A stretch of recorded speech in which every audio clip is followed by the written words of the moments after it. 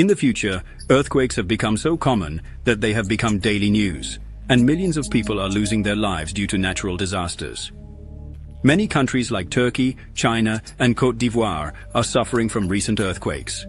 The scariest thing is that there are no warning signs for these disasters to predict them. One day, Professor Josh is sleeping with his wife Pam. Pam is also a professor and his boss. Josh wakes up to a strange explosive sound. He checks his compass. His compass isn't pointing anywhere. It's just spinning rapidly. He gets up from the bed and looks towards the sky. He sees the northern lights. He feels that something very bad is about to happen. He and Pam quickly run towards their office. Josh is examining the model of the Earth in his office. Then his superior comes in. He tells Josh to take care of his child. Josh hesitantly takes on this responsibility. He begins to explain Earth to the child. He explains that Earth's outer core is made of molten iron and nickel. Its spinning generates a magnetic field, which protects us from space radiation. Without it, the air will run out, and we will die. Pam is watching Josh from behind. Then she comes and takes the child. There she says that it's not right to scare the child by telling all this. Just then, the child's father comes. He takes him from Pam. He does this sensing Pam's concern. Josh pauses and asks, "Is something wrong?" Pam responds in a slightly worried voice, "I feel like something bad is going to happen." Josh explains that a solar flare occurred last night. At the same time, there were several earthquakes and the North Pole had shifted 2,000 miles to reach Siberia that same night. Hearing this, Pam is startled. She says in amazement, "How is that possible? There weren't even any warning signs. The last time this happened was about 1 million years ago." Josh says when it happened the last time, there was a major extinction event. But Pam interrupts him and says that over 600 high-voltage power transformers exploded in America because no one expected this. Now there is a power outage everywhere, and she has to attend a meeting where she will have to explain that this was not their department's fault. As Josh still insists on this point, so that Pam takes his theory seriously. He believes that if all this happened because of the solar storm and magnetic field, then it is necessary to inform everyone in the meeting. Pam stops him and says not to mention it because she risked her career to get Josh the job.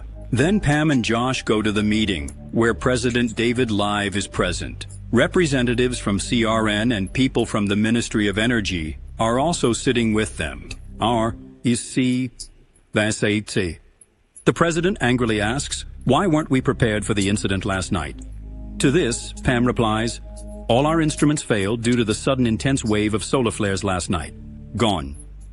We will need more funding to predict such events in the future." After this, Pam invites Josh to explain to the president how Earth's magnetic field protects us from solar flares.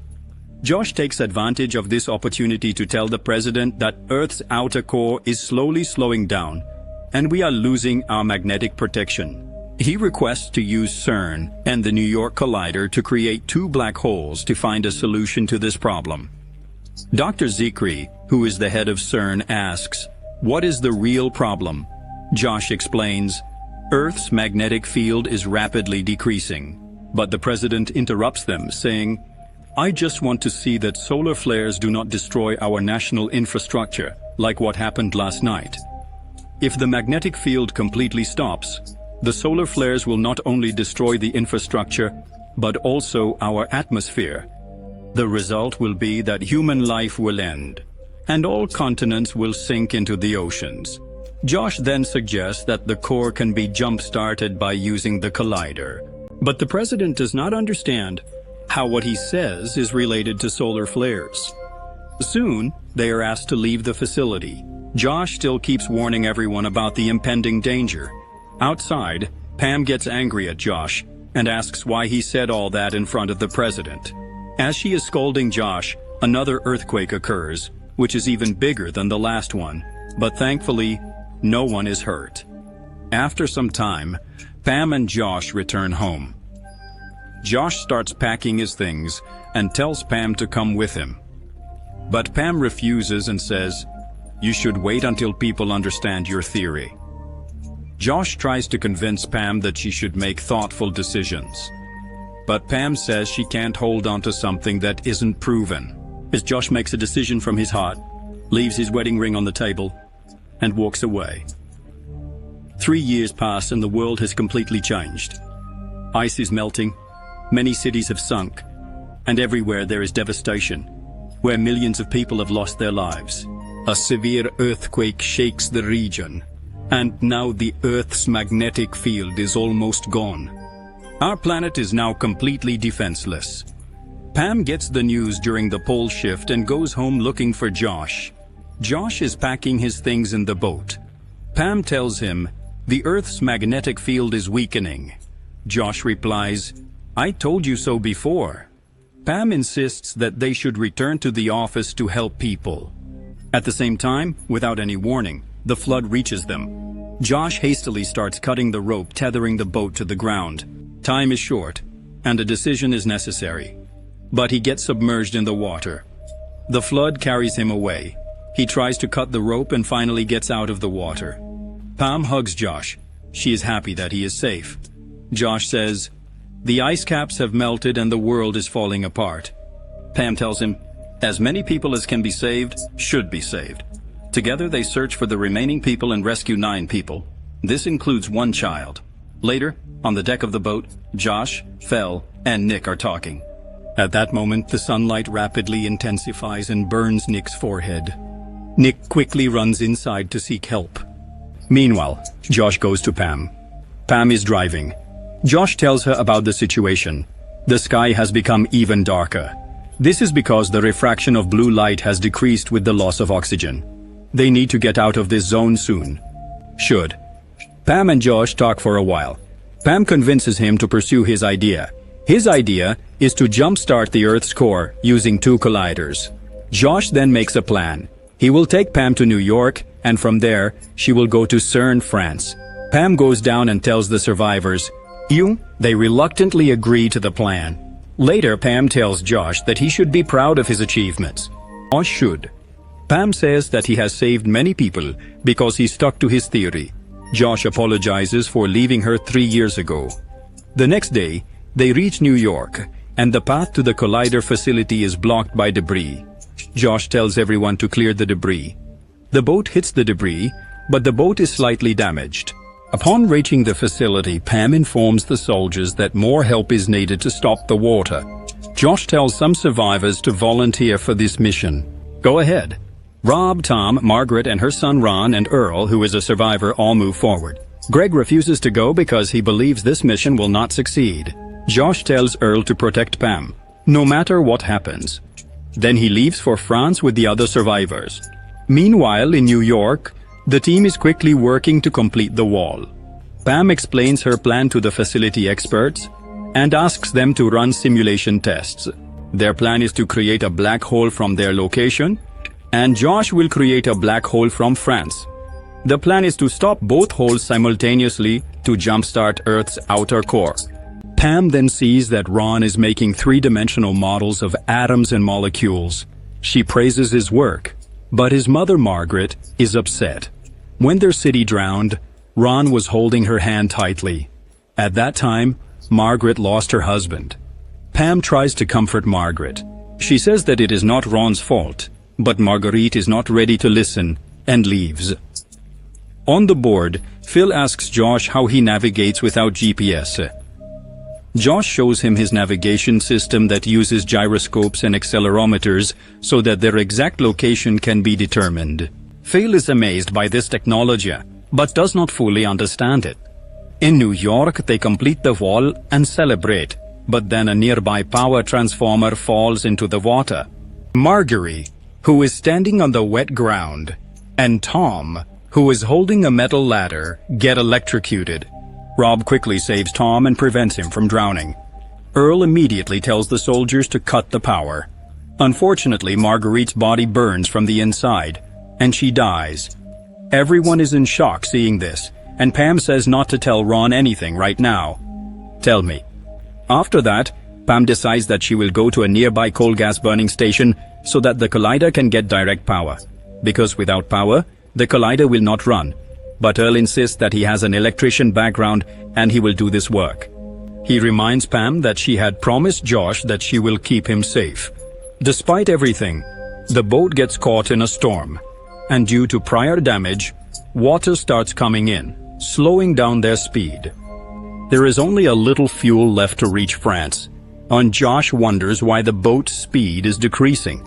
He goes down to check and sees that a lot of water has filled the boat. Josh tells his crew to bail out the water, and he starts fixing the leak. Meanwhile, Pam tells Ron that his mother is no more. Hearing this, Ron feels very bad because his last relative is also gone now. Josh's plan is not working, so he makes a new plan. He tells everyone to throw out non-essential things to reduce the boat's weight. But as soon as he suggests throwing out some food because they're just one day away, Greg gets angry. Greg picks up a gun and warns everyone not to touch the food. Josh tries to take the gun from Greg, but Greg shoots him in the hand. In pain, Josh realizes Greg is not joking and backs off. Josh tells everyone that Greg is now in charge, and they will have to listen to him. Greg says they can throw away anything but the food. Molly, another survivor, helps treat Josh's injuries. While checking the supplies, Josh finds Pam's purse that was about to be thrown away, and in it, he finds a ring given 3 years ago. Greg apologizes to Josh, but Josh is not angry. His only goal is to the world. Save the world. In the next scene, Earl returns with hard wiring to power the collider. Pam meets Ron, and he tells her that he feels he has no use, because no one really wants him. Pam tries to explain to him how valuable he is and that he can rise above his anger and loneliness to help others. Pam reassures him and says that she wants him and wants him to stay with her. Seeing this, Ron smiles.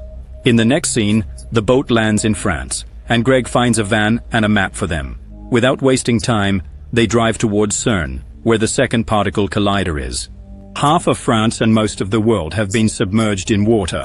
Josh tells everyone to reach CERN quickly, so that this disaster can be ended. As soon as they reach CERN, they can't communicate with the guard because none of them speak French. Josh quickly gets out of the van and goes near the facility. He tells the guard that he is a professor, the doctor who wants to meet Zikri. The guard does not understand him and tells him to go back. But Josh insists. The guard tries to stop him. Then suddenly Dr. Zikri arrives and tells the guard to let Josh go. Dr. Zikri tells Josh that they have received the instructions that Josh gave to Pam, and they think their plan might work. But he also tells Josh that some calculations in the simulation seem wrong, and he can't understand what the problem is. Josh immediately realizes what mistake they are making, and Dr. Zikri also realizes it and wonders why he didn't think of it before. He apologizes to Josh for not listening to him 3 years ago. Before all the destruction and death begin, Josh video calls Pam, and she is happy to see that he has finally arrived. She introduces him to Ron as their new family member, and then everyone gets to work. Josh expresses his love for Pam, but Dr. Zikri reminds him that there will be plenty of time for that later, when he saves Earth. We'll take. Dr. Zikri shows that Earth's magnetic field has almost reached zero, and another solar flare could be fatal for them. Josh quickly starts the protocol and activates the particle collider. Inside the chamber, millions of particles will collide at the speed of light, creating a small black hole that will be sent towards Earth's outer core. This will make the Earth rotate again, and the magnetic field will return. But they have to shut down the collider immediately, so the black hole doesn't become too large to reach the core. Then they activate the particles, and the black hole they were planning to create is successfully formed. Earth's outer core begins to rotate, and the magnetic fields start to strengthen.